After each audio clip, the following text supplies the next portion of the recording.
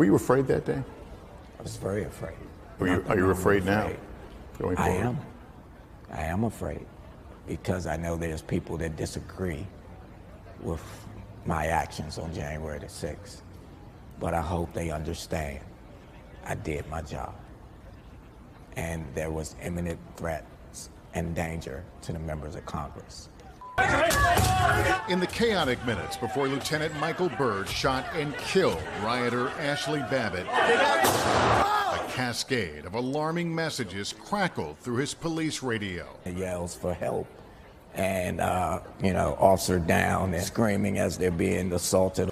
This video from inside the House chamber captures Byrd instructing members of Congress to don gas masks. We had a disbursement of tear gas in the rotunda. Then, instructions to prepare for the worst. I'd ask them to remove their pins, to remove their jackets, to look like staff as much as possible, and to seek shelter by staying down below their chairs. Soon, a horde of demonstrators stormed up the stairs to the House chamber.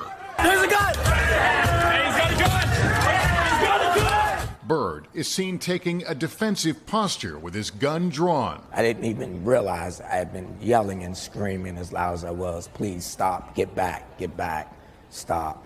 We see your arm out there for a considerable amount of time. Yes. Were you wavering? I was, again, taking a tactical stance. You're ultimately hoping that your commands will be complied with, and unfortunately they were not. What did you think this individual was doing at that moment? She was posing a threat to the United States House of Representatives. But an attorney for Ashli Babbitt's family disputes that. He did not respond to our request for a comment, but in a previous statement said Babbitt was not brandishing a weapon, not in close proximity to members of Congress, and was not an imminent threat of death or serious injury to anyone. Based on your training, in that case, does it matter that the person was armed or not? According to law, it does not. I know based on my training and my policy, what I did was appropriate. Multiple investigations have now upheld Byrd's actions on January 6th. Have you continued to question your actions that day? I knew that day I followed my training, and I spent countless years preparing for such a moment. You ultimately hope that moment never occurs, but you prepare as best you can.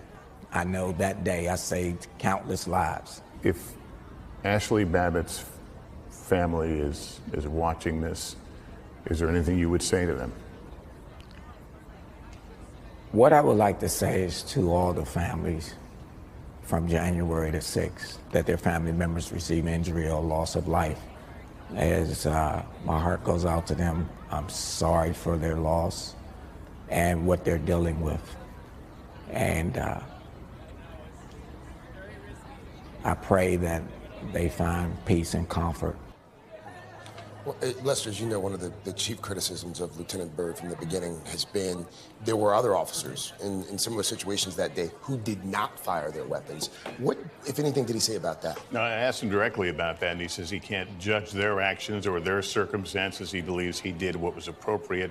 Anecdotally, I've heard from officers who have talked about the proximity in some of those situations was just so close that the idea of withdrawing a weapon and using it didn't seem like an option, but he says they'll have to speak for themselves. Why did he decide to sit down? What was his motivation? He, the threats had been mounting.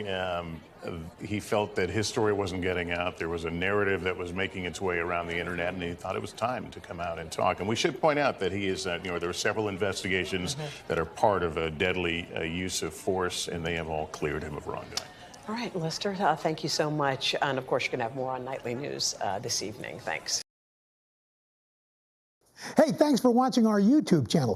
Find your favorite recipes, celebrity interviews, uplifting stories, shop our favorite deals, and so much more with the Today app. Download it now.